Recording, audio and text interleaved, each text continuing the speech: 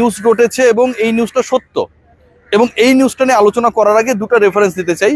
একটা হচ্ছে আজকের পত্রিকায় যে ইন্টারভিউটা দিয়েছেন আমিনুল ইসলাম বুলবুল, আমাদের অতি প্রিয় বুলবুল ভাই আসসালামু আলাইকুম। এবং এর আগে প্রথম আলোতে তিনি গত 3-4 দিন আগে আরো একটা ইন্টারভিউ দিয়েছিলেন। প্রথম আলোর ইন্টারভিউতে তিনি বলেছেন পাকিস্তান আমাদের জন্য অল আউট অ্যাকশনে রয়েছে, বাংলাদেশের ক্রিকেটকে উদ্ধার করার জন্য বুলবুল ভাইয়ের মতো অসাধারণ অনবদ্য সংগঠকদেরকে উদ্ধার করার জন্য বাংলাদেশের ক্রিকেটকে 1.5 ইঞ্চি উঁচুতে নিয়ে যাওয়ার জন্য পাকিস্তান ক্রিকেট বোর্ড পিসিবি অনেক কাজ করছে, আনকন্ডিশনাল সাপোর্ট দিতেছে, সেই কথাটা তিনি বক্তব্যে রেখেছিলেন।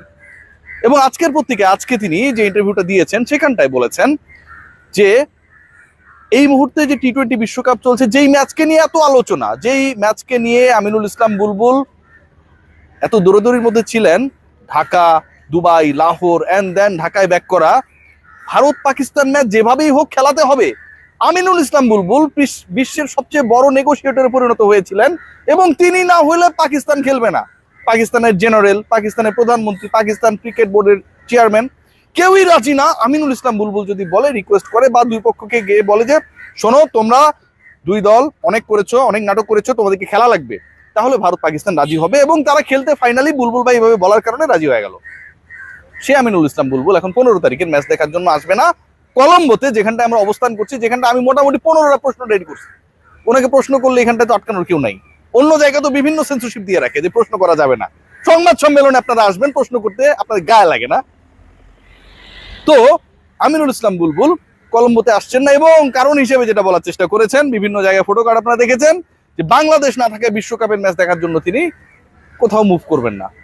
বাংলাদেশ না থাকার পরেও বিশ্বকাপে আপনি দুই দেশকে খেলানোর জন্য, ইন্ডিয়া পাকিস্তানকে খেলানোর জন্য বিশ্বের সেরা নেগোসিয়েটরে পরিণত হয়ে গেলেন। ওই নেগোসিয়েশন শেষে বাংলাদেশে এসে বললেন যে Pakistan doing everything for us.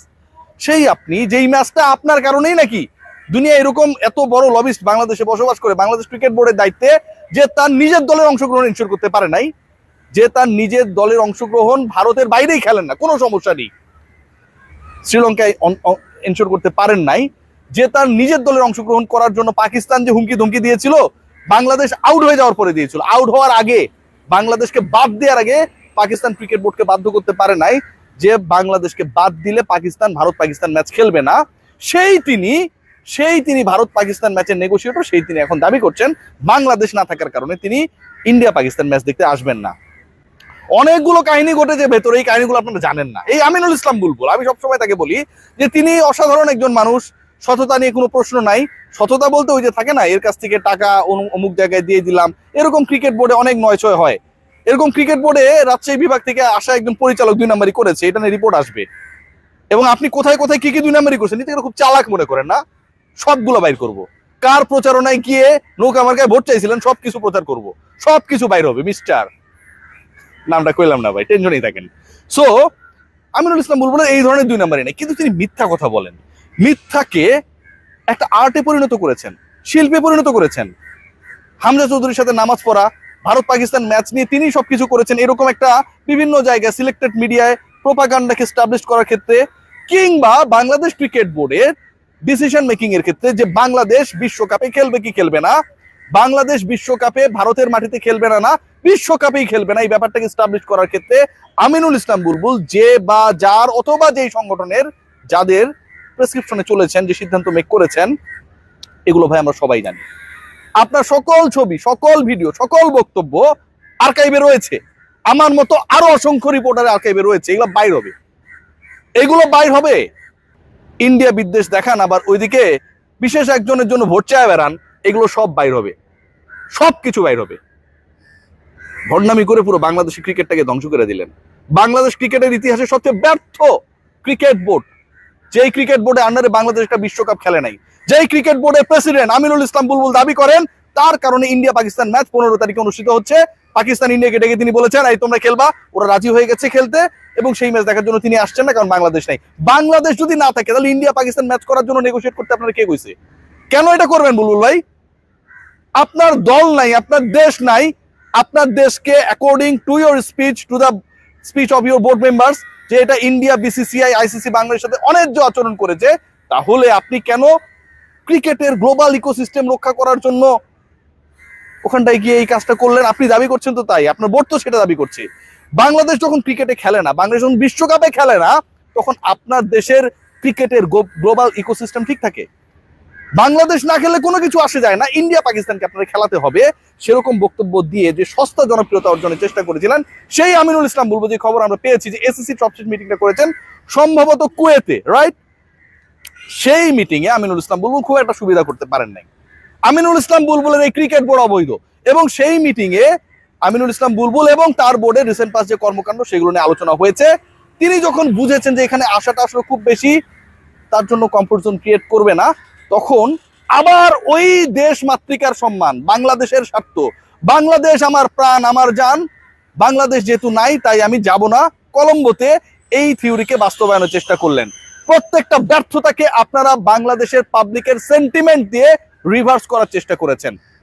এখন পর্যন্ত বাংলাদেশ ক্রিকেট বোর্ড তার যে ফার্স্ট ক্লাস ক্রিকেটার রয়েছে, তার যে থার্ড ডিভিশন সেকেন্ড ডিভিশনের ক্রিকেটাররা রয়েছে, প্রিমিয়ার লিগ হবে কিনা, বিপিএল হয়েছে, অসংখ্য ক্রিকেটার এখনো পারিশ্রমিক পায় নাই, সেই ব্যাপারে কোনো নজর দেয় না। ঢাকা বিশ্ববিদ্যালয়কে, আমার বিশ্ববিদ্যালয় ভাই, 2 কোটি টাকা আপনারা দিয়ে দেন না, 2 কোটি টাকা আপনারা দিয়ে দেন without the approval from the board meeting. আপনারা দিয়ে দিতে পারেন, কারণ সেখানটায় আপনাদের উদ্দেশ্য রয়েছে, সেখানটায় আপনারা কাউকে খুশি করতে চান, যে কারণে আপনি এই কাজটা করেছেন।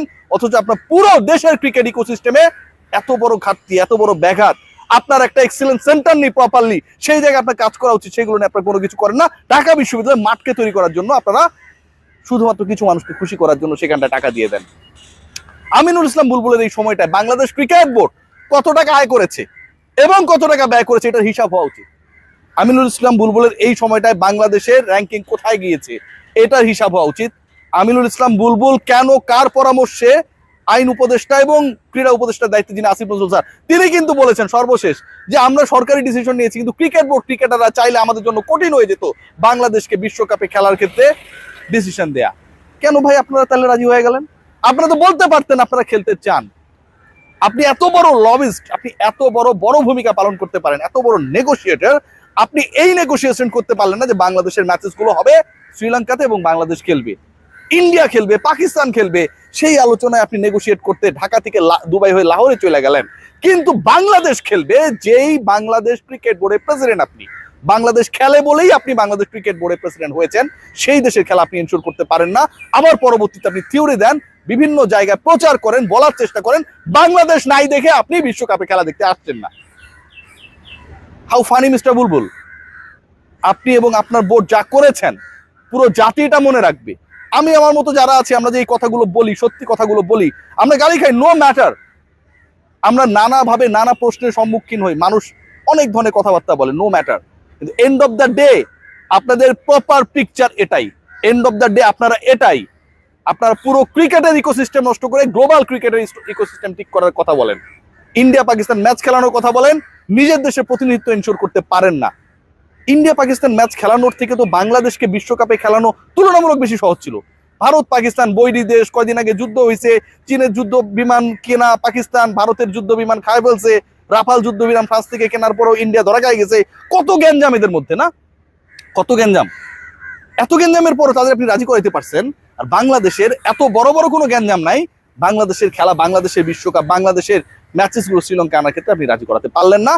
পুরো বাংলাদেশকে আপনি পোর্ট্রে করার চেষ্টা করেন।